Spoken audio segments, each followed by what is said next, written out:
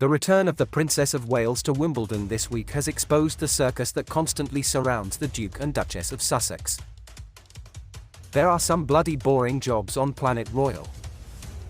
Take the poor bloke who looks after the more than 400 clocks at Windsor Castle and who has to spend 16 hours resetting them by hand when daylight savings changes. Or, there is a master of the King or Queen's music, which dates back to the 17th century, and which is a role that these days I assume means creating bespoke Spotify playlists for Queen Camilla to listen to while she's having a sneaky cigarette in the tub. But one of the inestimably most monotonous and hardest would have to be running the social media accounts of William and Kate, the Prince and Princess of Wales. As always, smash the like button and subscribe to this channel, this way you won't miss our next video in this same channel.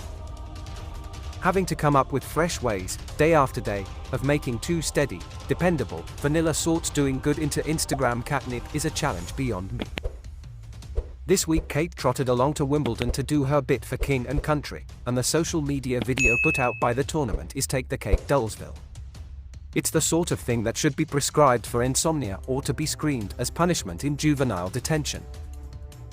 Watching it, though, the most interesting thing is how low-key her visit largely is.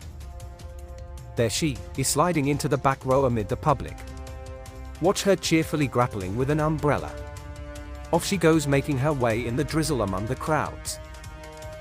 What I find fascinating is what you don't see: security cordons or a passel of toadying aides trailing in her slipstream, or the public gawping at her as they scrabble for their phones to take a photograph to show Jean over the back fence. The thing is, the general mode a la Wales is that it is entirely sans fuss and fanfare.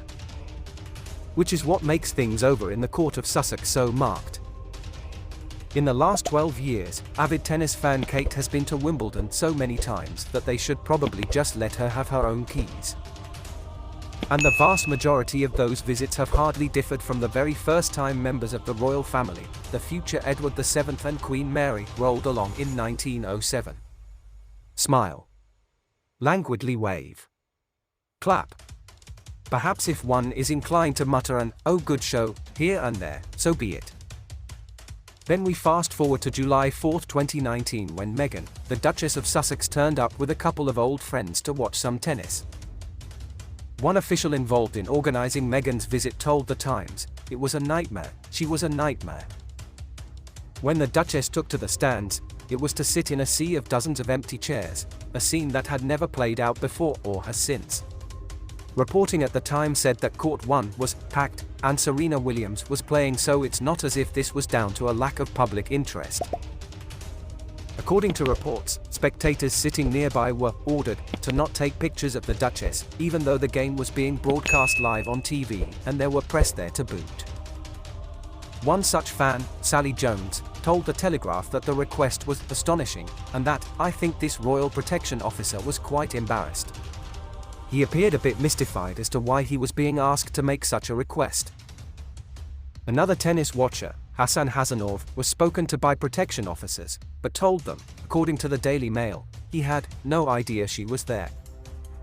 Egg ended up on certain faces when photos clearly showed that Hasanov was not trying to photograph Meghan but Roger Federer instead. Then there was the fact that the Duchess ruffled feathers at the famed All England club by turning up in jeans, which meant she couldn't enter the royal box because of the strict dress code.